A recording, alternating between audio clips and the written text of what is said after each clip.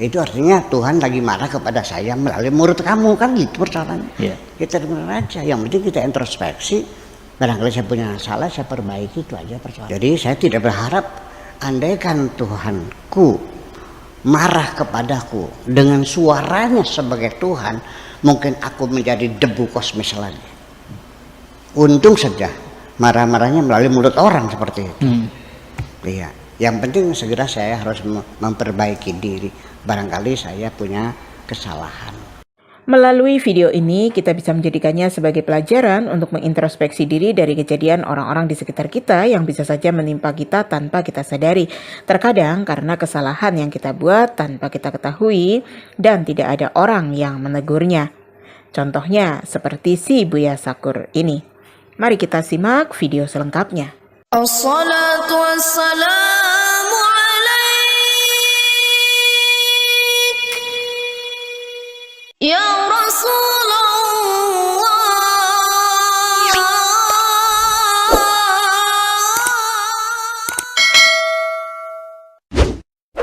Bismillahirrahmanirrahim. Assalamualaikum warahmatullahi wabarakatuh. Jumpa kembali dengan kami tim Studio Islam Channel, channel edukatif yang menyajikan fakta dan peristiwa seputar dunia Islam dan dunia Kristologi tentunya.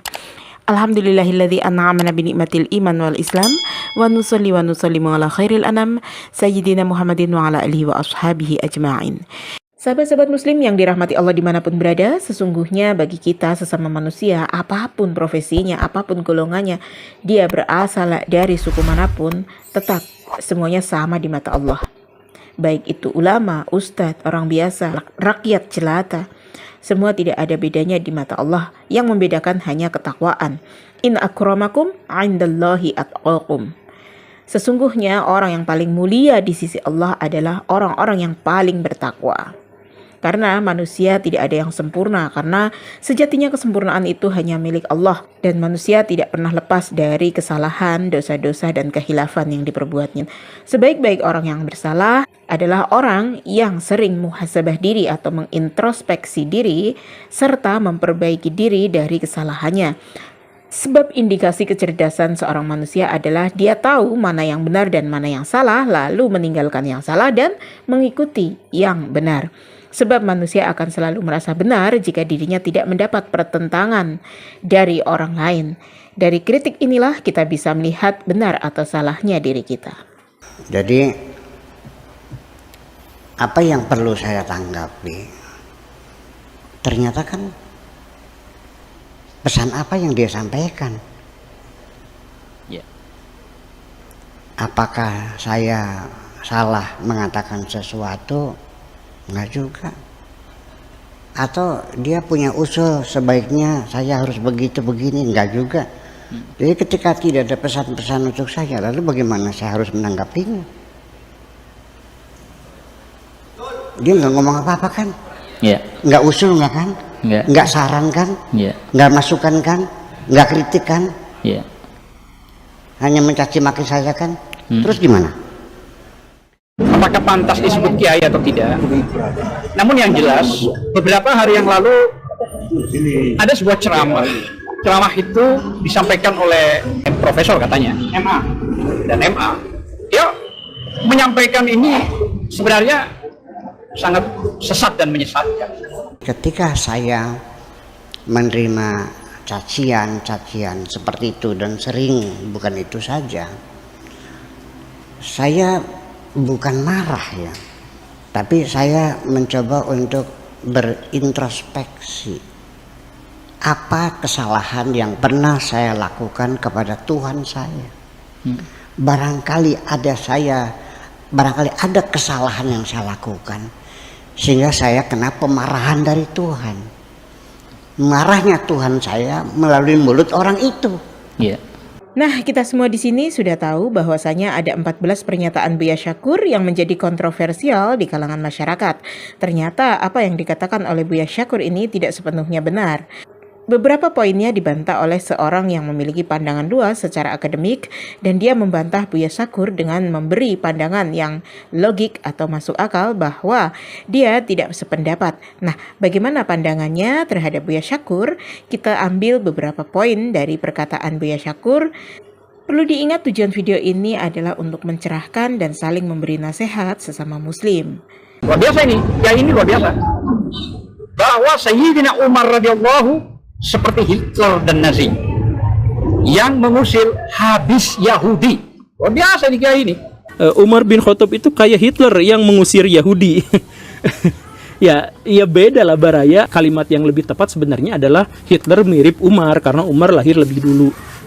Begitu. Tapi kalau misalkan Hitler mirip Umar mirip Hitler karena mengusir orang-orang Yahudi, maka ini kurang tepat. Alasan yang pertama adalah secara historis itu terbalik.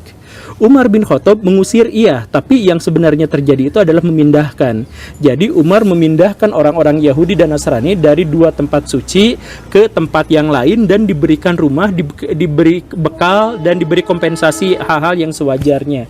Begitu. Sedangkan orang-orang Yahudi di bawah Hitler itu bukan diusir, tapi ditangkap, kemudian disuruh kerja paksa dan dibunuh dengan kejam. Itu kan cara berbeda, diusir sama ditangkap, dipekerjakan itu beda cerita. Nah, sebenarnya inilah yang dikhawatirkannya jika seorang pemuka agama yang terpandang tetapi tidak mampu menjelaskan maksud dari pengertian yang dia sama-samakan. Apalagi menyamakan seorang pemimpin bernama Hitler yang dikenal kejam terhadap orang-orang Yahudi, maka stigma atau pandangan non-muslim melihat Islam dan kepemimpinan Umar ibnu Khattab akan dinilai buruk. Khususnya para murtadin akan tertawa lebar dan senang. Bahkan penilaian negatif ini bukan saja menimpa non-muslim, tetapi juga menimpa kalangan kita sendiri, umat Islam yang tidak mendapat penjelasan pasti seperti apa yang dikatakan Guru Gembul. Maka dikhawatirkan umat Islam yang menilai Syiah modern itu ternyata benar. Jadi pantas saja mereka menghujat sahabat Nabi. Nah, bahaya-bahaya ini yang tidak pernah dipikirkan oleh Buya Syakur.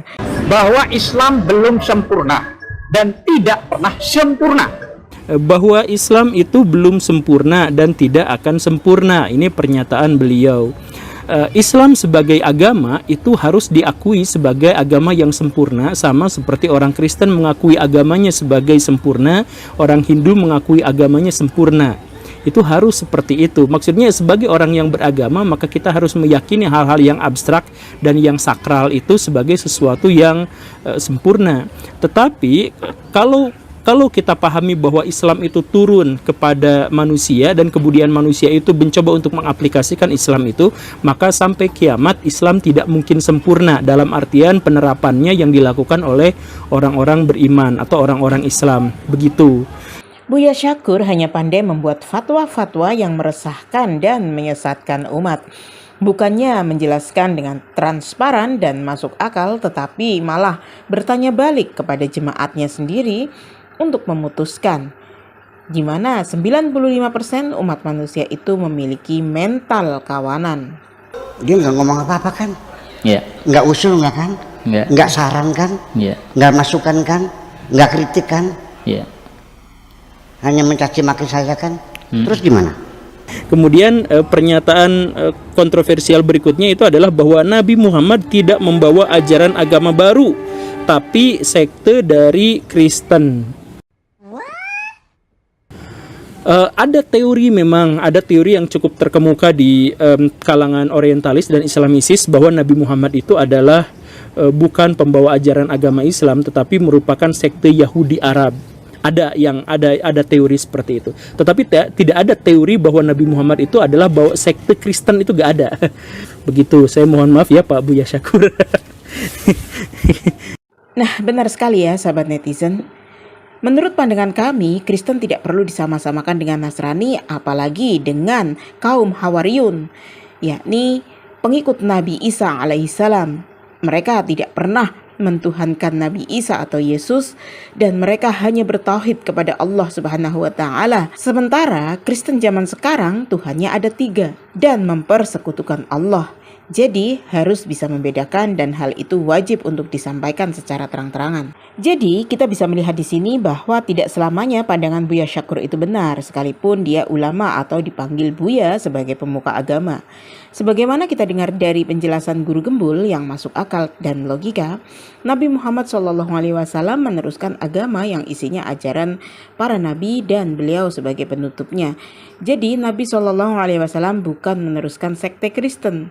Hal itu jelas salah total karena umat Islam tidak pernah menyembah manusia. Orang bijak akan menerima kebenaran meskipun dia salah, tetapi orang bodoh akan mendebat dan mencari pembenaran atas kesalahannya. Begitu juga kalimat la ilaha illallah adalah kalimat persatuan. Hal itu memang benar, tetapi dilihat dulu. Pada orang tertentu jangan disamaratakan. Pada semua orang yang beragama, misalnya seperti orang-orang Islam dan Yahudi, sah-sah saja. Tapi kalau kalimat tauhid diuniversalkan kepada orang-orang musyrik, tentu hal itu salah total. Mari kita lanjutkan. Kalau ada orang berbuat baik kepada saya laporkan kepada majikan saya, wahai Tuhanku, ada hambamu yang berbuat baik. Ya, gandakanlah imbalan berlipat ganda kepadanya. Amin ya rabbal alamin. Itu saya doakan. Tapi kalau ada orang itu berbuat jahat kepadaku, mana mungkin saya melaporkannya kepada majikanku? Mana mungkin saya melaporkannya kepada majikanku? Paling-paling aku hanya minta ampunan kepada orang itu, ya Allah, ampunilah mereka. Mana mungkin saya melaporkannya kepada majikanku? Paling-paling aku hanya minta ampunan kepada orang itu, ya Allah, ampunilah mereka. Kita maklumin Buya Syakur yang sudah tua. Mungkin dia sudah lupa setiap apa yang dia katakan. Dia berkata jika orang yang berbuat baik kepadanya, dia akan melaporkan kepada Allah, yang artinya memohon. Saat orang berbuat jahat kepadanya, mana mungkin Buya Syakur melaporkan atau memohon. Tetapi fakta dari kata-katanya tetap juga melaporkan dan memohon doa yang baik. Dan yang paling celakanya, jika seorang manusia itu sudah merasa paling benar lalu menyamakan kebenarannya seperti Nabi dan menganggap orang lain salah, sementara dia manusia biasa yang tidak luput dari kesalahan. Sungguh inilah perbuatan yang paling berbahaya karena bisa membuat segala amal ibadah di hadapan Allah sia-sia belaka. Na'udzubillah summa na'udzubillah. Menanggapi semacam itu, saya tidak akan membalas apapun. Hanya saya mendoakan mudah-mudahan beliau itu mendapatkan hidayah dari Allah Subhanahu wa taala. Karena Nabi juga begitu. Nabi juga mengatakannya begini, Allahumma hdi qaumi innahum la ya'lamun. Ya Allah, berilah hidayah kepada kaumku. Innahum la ya'lamun, mereka enggak paham. Innahum la ya'lamun, mereka enggak paham. Ya Allah, berilah hidayah kepada mereka karena mereka enggak paham. Ya, untuk itulah saya minta kepada majikan saya, ya, semoga Allah mengampuni mereka. Alasannya apa? Karena aku sudah memaafkannya. Selesai. Pesan kami untuk sahabat-sahabat sekalian, waspadalah. Karena di saat iblis gagal membuat manusia menjadi jahat, maka dia akan membuat manusia itu merasa lebih baik dari orang lain sehingga timbul kesombongan yang besar dalam jiwanya.